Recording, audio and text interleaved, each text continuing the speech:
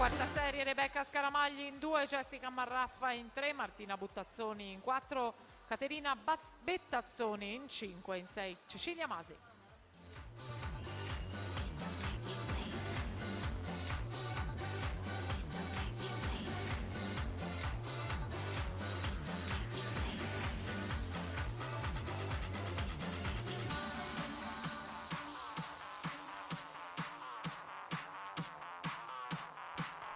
Uno 12,48 intanto per Nicole Natali per il Circolo Nuoto Wisp di Bologna.